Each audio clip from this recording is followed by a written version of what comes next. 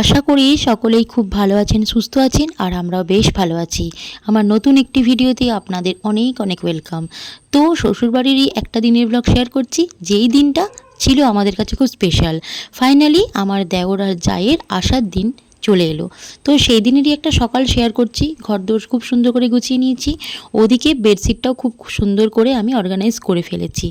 আর এটাই হলো আমার কাকা শ্বশুরের নিজের দেশের বাড়ি, নিজের ভিটেমাটি বলতে গেলে এটাই। কাকুরা এখন থাকে আসানসোলে, কিন্তু ছোটোবেলায় বা ছোটোবেলার স্মৃতি বলুন বা ভিটেমাটি বলুন, সেটা কিন্তু এই দেশের বাড়িতেই। তো যেটাকে এখন আমার শ্বশুর শাশুড়ি আগলে রেখে দিয়েছেন। তো চলুন সবটাই শেয়ার করি। এদিকে দেখুন রান্নাও কিন্তু শুরু হয়ে গেছে। তো আমার যা যেহেতু এই বাড়ির প্রথম নতুন বউ, সে তাই নিজের শ্বশুর বাড়ি দেখতে আসছে। তো ফার্স্টেই দেখুন ওদিকে রান্না চলছে, আর ওদিকে আমি ডিনার সেটগুলো রেডি করে নিচ্ছি। জানেন এই সেটগুলো আমি বিয়েতে পেয়েছিলাম, ভারী কাজের জিনিস, প্রত্যেকবার কাজে লাগে। যখন গেস্টরা আসে তখন আমি এগুলোতেই সবাইকে খাবার সার্ভ করি। আর এই দেখছেন খড়ের চাল, মাটির ঘর, এখনও সেই পুরনো ঐতিহ্যকে এই বাড়িটা বয়ে নিয়ে যাচ্ছে। কারণ এই বাড়িটা রেখে দিয়েছে, আগেই বললাম আমার শ্বশুরমশাই স্মৃতি করে রেখে দিয়েছে। ওইদিকে কাকিমা আলু কাটছে। মাংসটা প্রথমেই আমি সেদ্ধ করতে বসিয়ে দিয়েছিলাম।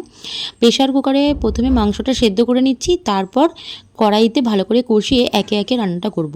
এইভাবে মাংসটা রান্না করলে যেমন খেতেও সুন্দর হয়, তেমন খুব চটজলদি হয়েও যায়। যেহেতু বাড়িতে প্রথম আসছে নতুন বউ, তাই খাসির মাংসই রান্না করা হচ্ছিল। আমাদের আবার শ্বশুর বাড়িতে চিকেনটা হয় না, শ্বশুর শাশুড়ি একদমই খায় না, তাই আমাদের বাড়িতেও ঢোকে না।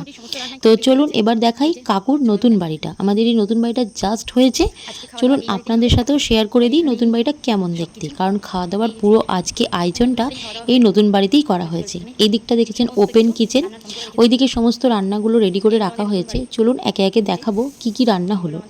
আর এই হলো পুরো বাড়িটা, দুটো রুম আছে, এখানে একটা রুম আছে।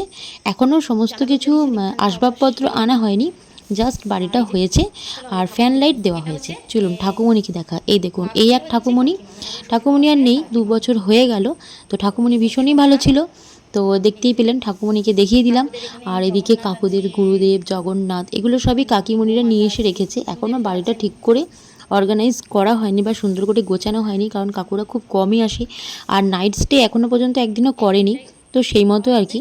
আর ডাইনিং টেবিলটা আমাদের ওই বাড়িতে ছিল, কিন্তু এই বাড়িতেই আনা হয়েছে, কারণ এই বাড়িতেই খেতে দেবো, তার জন্যই আর কি। মানে খাওয়া দাওয়ার পুরো অ্যারেঞ্জটা আজকে এই বাড়িতেই করা হয়েছে।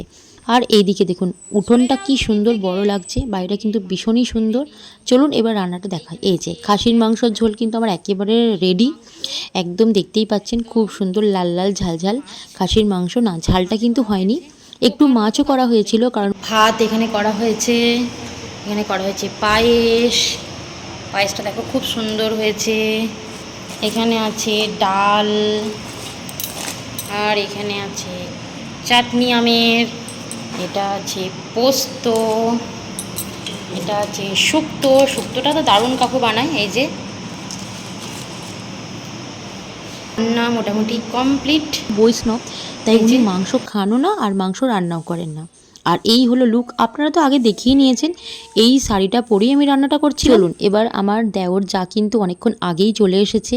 তো ওরা একটু রোদে গরমে এসেছিলো, একটু বসে গল্প টল্প করলাম আমরা সবাই মিলে, জল টল খেয়ে এবার ভাত খাওয়ার আয়োজন চলছে। আমি যেহেতু বাড়ির বউ, তাই কোমর বেঁধে শুরু করে দিয়েছি আমার যাকে ভালোবেসে খাওয়াতে। তো এখানে সমস্ত রান্নাগুলো রেডি করে রেখে দিচ্ছি। তো শাশুড়ি মা ওদিকে একজনকে খেতে দিচ্ছিল, আর দেওর যাকে খেতে দেওয়ার দায়িত্বটা আমি নিয়েছিলাম। পাতে পড়ে গেছে বেগুনি, লেবু, ওদিকে ডালও পড়ে গেছে। এবার বাকি খাবারগুলো একে একে সার্ভ করছি। তো চলুন দেখা যাক। এখানে দেখতে পাচ্ছেন দিচ্ছি হচ্ছে শুক্তো। এই জানেন আমার এই জাটি কিন্তু ভীষণই মিষ্টি একটা মেয়ে, আর ভীষণই ভদ্র। এত ভালো মেয়ে এখনকার দিনে কিন্তু সত্যি দেখা যায় না। খুব মিষ্টি, খুব ভদ্র, আর খুবই মিশুকে। আমরা কিন্তু প্রচুর আড্ডা মারলাম, গল্প করলাম, তারপর এবার খাওয়া দাওয়ার পর্বতে এসেছি। আর এই দিকে যেটা দেখছেন এটাও কিন্তু আমার একটি দেওর। তো ওটা হচ্ছে ছোটো কাকুর ছেলে। আর ওই দিকে দেওরকে তো আপনারা দেখেইছেন, আমি আমার বিয়ের ব্লগগুলো শেয়ার করেছিলাম, মানে দেওরের বিয়ের ব্লগ। আর এটিকে বলুন তো, এটি হলো আমার ছোটো কাকির শাশুড়ি। তো ছোটো কাকির শাশুড়ি খুবই ইয়াং আর খুবই গর্জিয়াস, গ্লোয়িং। তো ভীষণই ভালো, আমার খুব ভালো বন্ধু। তো চলো, ঘড়িতে এখন বাজছে 5টা থেকে 5:30। আমরা খাওয়া দাওয়ার পর অনেকক্ষণ গল্প করলাম, অনেকটা টাইম স্পেন্ড করলাম। এবার ওদের বাড়ি যাবার পালা। তো যাবার আগে বিট্টু মানে আমার দেওর বলল, চলো কিট্টুকে কিট্টুকে একটু গাড়িতে চাপিয়ে নিই। ওরা গাড়িটা ব্যাক করতে গেল, মানে ওই দিক থেকে ব্যাক করে নিয়ে আসবে, তো তার জন্য কিট্টুকে একটু চাপিয়ে ঘোরাতে চাইছিল। আর কিট্টুর এক্সপ্রেশন দেখলে অবাক হয়ে যাবেন, ও একটুও কাঁদছিল না, প্রচণ্ড উপভোগ করেছিল এই পুরো ব্যাপারটা। আমার এই দেওরটি জানেন ভীষণ ভালো, ওর কাছে কিন্তু সমস্ত ছোট বাচ্চারা থাকতে খুব ভালোবাসে, আর ও বাচ্চাদেরকেও খুব ভালোবাসে। তো যাই হোক, এটাই হচ্ছে কাকার ভাইজির বন্ডিং। তো ফাইনালি আমাদের সকলের একটু মনটা খারাপ হয়ে গেলো যাওয়ার সময়, কারণ অনেকক্ষণ গল্প করলাম, অনেকটা টাইম স্পেন্ড করলাম। আসলে নিজের লোকের সাথে গল্প করতে তো ভালোই লাগে, তাই না? তো ফাইনালি সবাইকে টাটা গুড বাই জানিয়ে আমার শাশুড়ি মা, দেওর, যা সকলেই কিন্তু চললো বাড়ির পথে, মানে আসানসোলের পথে। তো আমার এই ব্লগটা আপনাদের কেমন লাগলো সেটা অবশ্যই কমেন্ট করে জানাবেন, ভালো লাগলে অবশ্যই লাইক করবেন।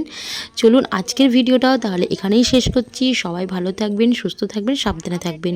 ফিরে আসবো আবারও একটি নতুন ভিডিও নিয়ে, ততক্ষণের জন্য সবাইকে বাই। পেজটি অবশ্যই সাবস্ক্রাইব করে দেবেন।